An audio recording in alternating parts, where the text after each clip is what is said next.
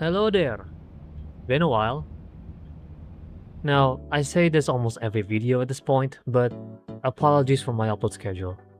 Working on my college thesis have been infuriating lately, for the past 1 or 2 months or so. Anyways, welcome to another round breakdown video. This is a series that I made where I try to describe and explain about the stuff that happens in a racing realm in AcceleRacers. I've finally gotten myself an actual microphone. So now I don't have to shout like a lunatic towards my laptop when I'm editing these videos. And hopefully my voice sounds a bit better to you guys. So please let me know if it actually sounds good. The videos will look a bit different unfortunately from here on because the tool that I used for my previous videos that lets me hide game UI in Roblox, they patched it. Roblox patched it, so which is terrible. So you guys have to bear with looking at pieces of game UI for the background footage. Yeah, so that's about it. You can't have shit in this platform, bro. So last time, and by last time I mean almost half a year ago, we explored the raw natural chaos of the canyon realm. Now, we are going to trade dirt and dust for something a bit more high-tech and futuristic. This is the Cybergrid Realm.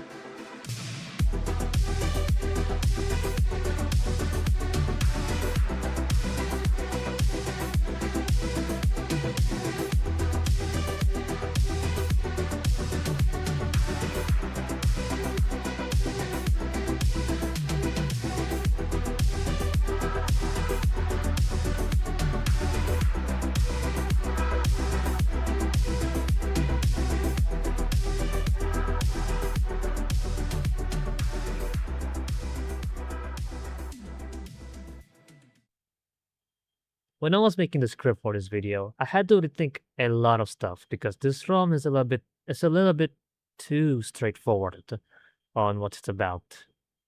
Also, I'm glad that you guys prefer me to just keep covering the card realms instead of the realms from the movies because I just love how there's very little information about them, so I can just go ramble on autistically on what these realms are about. Less info means more room for me to piece things together. So let's get to it, shall we? Okay, how do I usually start off this kind of video?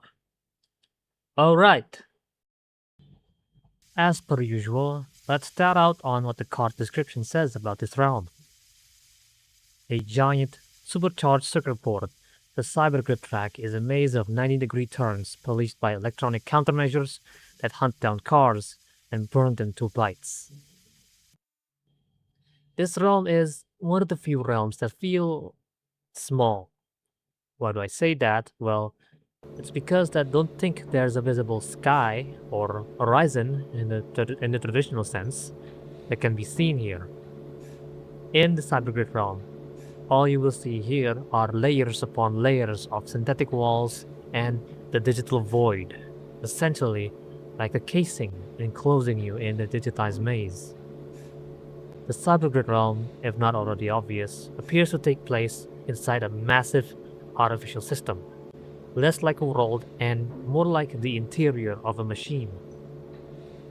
This realm's environment is composed of rigid, circuit-like surfaces colored in sickly greens and yellows, kind of resembling an enormous circuit board scaled up to accommodate high-speed racing. The ground is layered with electronic pathways, embedded components, and glowing conduits that impulse with energy. Since the card mentions that the track is supercharged, it's safe to assume that the track of the Cybergrid realm acts as a massive conductor with electrical energy regularly arcing across its surface. From the looks of it, the track appears to be glossy and it is reflecting the artificial light sources within the realm. All you would see here are countless amounts of machineries, which I myself don't even know what the hell most of these things even do. In a realm where the track itself is surging with energy and everything feels like the inside of a massive machine, it becomes clear that electricity will become this realm's main and lingering threat. Just like the Canyon realm, the Cybergrid realm only has one hazard card that represents its dangers. And actually, this hazard card alone already kind of covers enough ground of the dangers it presents, but I guess I can kind of try and delve a bit deeper on what else could be hazards, on what else could be considered hazards in this place. I'm just gonna go right into the hazard card of this round first, which is called Electric Fry. This hazard card doesn't really point to any traps or environmental hazards specifically, but it's the overall intense electrical energy generated by the realm itself to destroy cars. Now, looking at this card art, there is one type of device here that discharges the electricity onto the track. You can see these tall towers positioned along the edges of the track. They got that truss structure, kind of like construction scaffolding. At the top of each one, there's this bright blue node that's actively arcing electricity. My guess is that these things are functioning like massive capacitors. They're storing up electrical energy from the realm's power grid, and when they reach capacity, they discharge it directly onto the track's surface. They are the devices that are constantly supercharging the track, and drivers have no choice but to tread onto these tracks with their cars. It's not just those towers that can supercharge the track. With how enclosed the realm is, massive exposed wiring conduits can entangle and shock you if you're not careful. I'm getting tired of saying electric, electric, electric so many times at this point. So let's just move on. Of course, not all hazards here revolve around electrical surges, though producing that much electricity through the grid could generate some serious heat, and this is where these bad boys come. These array of fans act as the realm's cooling system, but that makes them as a hazard in their own right, as the force of the industrial blades spinning can fling your car off the track. Next, we've got the track itself, specifically the way it's designed. Instead of the flowing curves or gradual bends that we usually see, the roadway is dominated by abrupt 45 and 90-degree turns. At racing speeds, these angles feel brutal.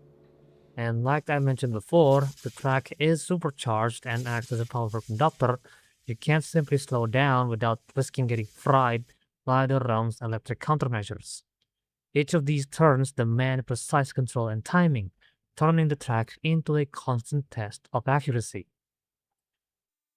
And then, at some point, very late into the round, everything shifts.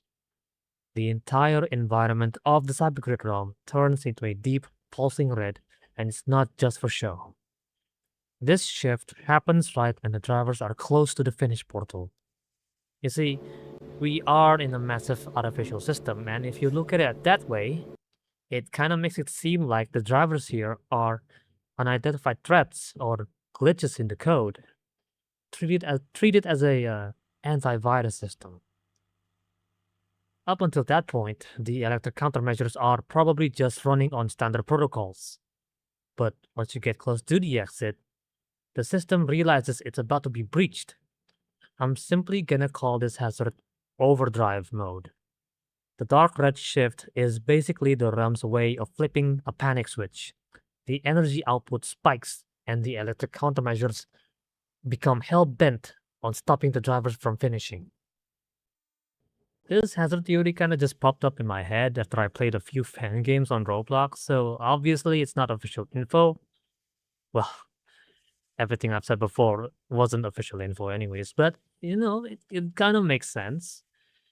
Massive artificial system, it has security protocols, sees the drivers as unwanted variables, and then the system goes apeshit. It's pretty cut and dry. But now then, what are you being tested for here in this round? To successfully navigate through and win the Cybergrid Realm, a driver must master the ability to execute perfect 45 to 90-degree turns, since that's mostly how the track is designed.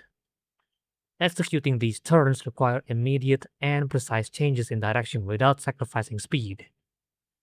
Winning the Cybergrid Realm awards you with the Folding Corners AcceleCharger. This AcceleCharger grants the driver the ability to snap through 90-degree turns instantaneously.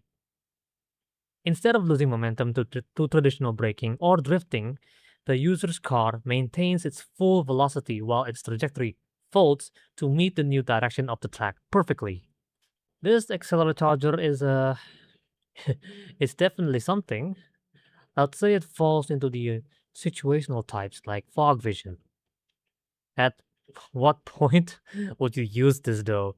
Like, seriously, think about it. The ability to be able to turn 90 degrees in an instant wouldn't play out for most realms. The only times I could think of this accelerator being used is in, firstly and most obviously, the Cybergrid realm itself. Secondly, that one section in the metro realm with all of the intersections. And lastly, perhaps the labyrinth realm. That's it. These three places are the most appropriate times you can fully utilize this accelerator.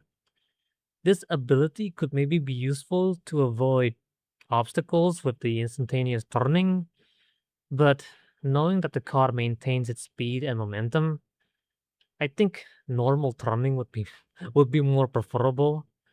Like I said, it's situational. I've said at the beginning of this video that this ROM was a little bit too straightforward. Like, what's with the emphasis of these very symmetrical turns? Couldn't the accelerants just, I don't know, make the track like how they usually make it with the gradual bends and such? I tried to reach a little bit too much and I've decided to come to a conclusion. Yes, it is that straightforward. Because it's literally the ROM's most defining feature. At face value, turning 90 degrees isn't all that impressive on its own, but when you're dodging electrical surges, racing against other drivers, while also on a 1 hour time limit, it can get pretty hectic. And honestly, that's probably the whole point of the Cybergrid realm.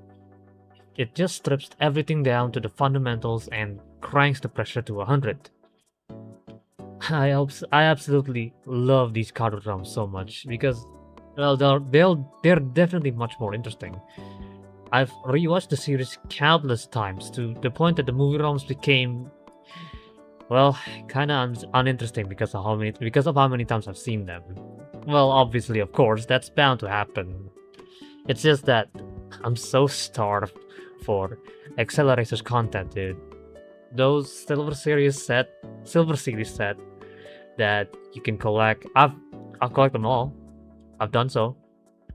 It took a while, but it's just not enough. And me doing these breakdowns kind of satisfied that starvation a little bit.